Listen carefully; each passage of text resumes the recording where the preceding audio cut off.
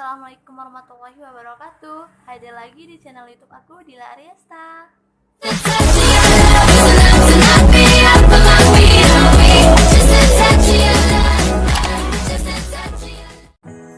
Baiklah, dalam video kali ini aku akan membahas tentang yaitu tentang kelarutan.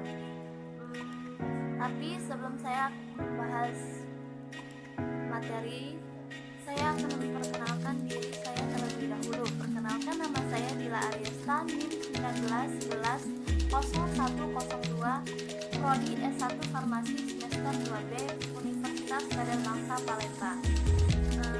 Baiklah, materi kali ini saya akan menjelaskan menggunakan PowerPoint, dan jangan di skip video kali ini. Semoga bermanfaat bagi yang melihatnya. Selamat menonton. Baiklah, sesuai yang saya katakan tadi, di sini sudah terdapat PowerPoint tentang kelarutan. Oke, kita mulai. Kelarutan atau solubilitas adalah kemampuan suatu zat kimia tertentu, zat terlarut atau solut, untuk larut dalam suatu pelarutan solvent. Kelarutan dinyatakan dalam jumlah maksimum zat terlarut yang larut dalam suatu pelarut pada kesetimbangan. Larutan hasil disebut larutan jenuh. Zat-zat tertentu dapat larut dengan perbandingan apapun terhadap suatu pelarut. Contohnya adalah etanol di dalam air. Sifat ini lebih tepatnya disebut miscible. Pelarut umumnya merupakan suatu cairan yang dapat berupa zat murni ataupun campuran yang terlarut, dapat berupa gas, cairan lain atau padat. Kelarutan bervariasi dari selalu larut seperti etanol dalam air hingga sulit larut seperti perak klorida dalam air. Istilah tak larut sering diterapkan pada senyawa yang sulit larut, walaupun sebenarnya hanya ada sangat sedikit kasus yang benar-benar tidak ada bahan yang terlarut.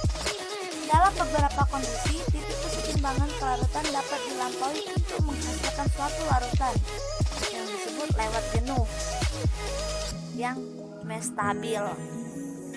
Dalam kondisi tertentu, kesetimbangan kelarutan saat terlampaui hingga menghasilkan apa yang disebut sebagai larutan supersaturasi yang bersifat stabil. Stabilitas kristal dapat pula mengarah pada perbedaan yang terlihat dalam jumlah zat kimia yang terlarut, bergantung pada bentuk atau ukuran partikel kristalin. Suatu larutan supersaturasi secara umum mengkristal ketika bibit kristal muncul dan kesetimbangan secara cepat terjadi. Venisalisat adalah salah satu zat yang teramati ketika meleleh secara sempurna dan kemudian didinginkan di bawah titik fusinya. Ini adalah contoh padatan kelarutan. Mula-mula ia tidak terjadi apapun.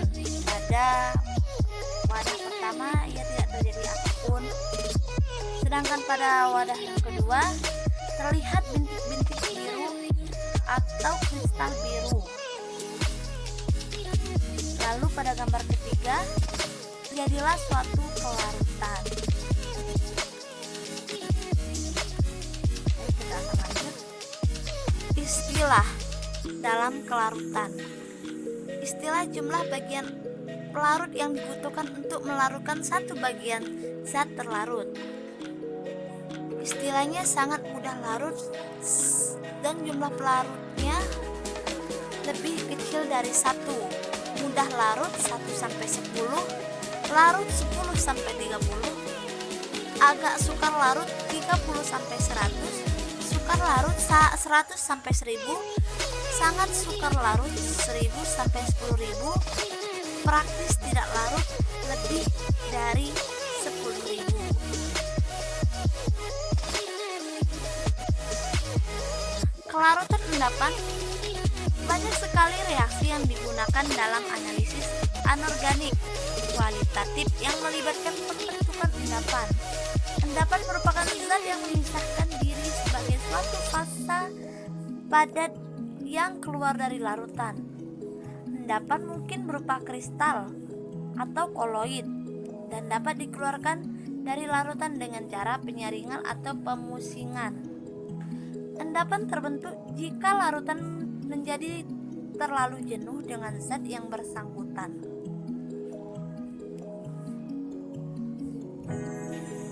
Kelarutan suatu endapan menurut definisi merupakan sama dengan konsentrasi molar dari larutan jenuhnya.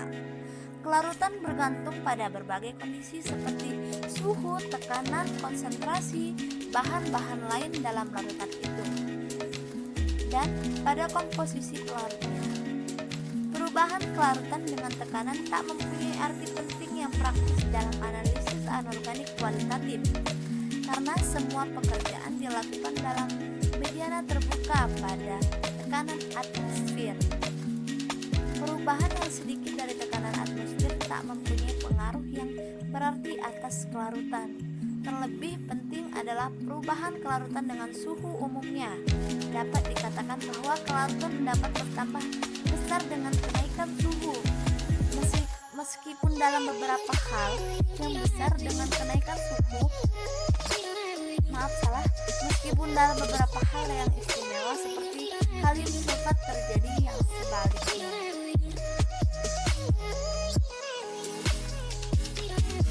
Adanya endapan yang terlarut mempengaruhi berbagai parameter air seperti total dissolvent solid atau nilai pH larutan. Total dissolvent solid adalah jumlah padatan terlarut, biasanya dalam satuan ppm atau part per million. Sementara pH adalah potensial hidrogen atau derajat kesamaan yang menunjukkan aktivitas ion hidrogen pada suatu senyawa. Penting untuk mengatur TDS dan pH pada larutan dalam berbagai aplikasi seperti industri, purifikasi, air minum, air bersih, dan lain-lain. Alat lab untuk mengatur TDS disebut TDS meter, sementara alat lab untuk mengatur pH disebut pH meter air dan pH meter tanah.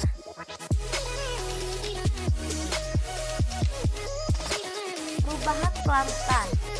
Perubahan kelarutan dengan komposisi pelarut mempunyai sedikit arti penting dalam analisis anorganik kualitatif, meskipun kebanyakan pengujian dilakukan dalam larutan berair. Dalam beberapa hal lebih menguntungkan bila memakai zat lain seperti alkohol, ether, dan sebagiannya sebagai pelarut. Pemisahan logam-logam alkali misalnya dapat dicapai dengan mengekstraksi garam-garamnya secara selektif dengan berbagai pelarut. Dalam hal-hal lain, reaksi yang dipakai dalam pengujian dilarutkan dalam pelarut dan penambahan reaksi itu pada larutan uji sebenarnya mengubah komposisi medium. Kelarutan bergantung juga pada sifat dan konsentrasi zat-zat lain, terutama ion-ion dalam campuran itu. Ada perbedaan yang menyolok antara efek dari apa yang disebut ion sekutu dan ion asing. Ion sekutu adalah suatu ion yang juga merupakan salah satu bahan endapan. Dengan perak nitrat misalnya, baik ion perak maupun ion klorida merupakan ion sekutu, tetapi semua ion lainnya adalah ion asing.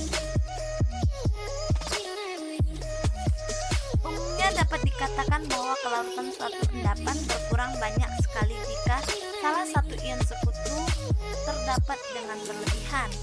Meskipun efek ini mungkin diimbangi dengan pembentukan suatu kompleks yang dapat larut dengan ion sekutu yang berlebihan. Misalnya, kelarutan perak sianida dapat ditekan dengan menambahkan ion-ion perak berlebihan dengan larutan. Di lain pihak, jika ion sianida ditambahkan berlebihan, mula-mula kelarutan ion berkurang sedikit, tetapi bila jumlah sianida lebih banyak, tambahkan endapan akan larut seluruhnya disebabkan oleh pembentukan ion kompleks di cyanoargentat.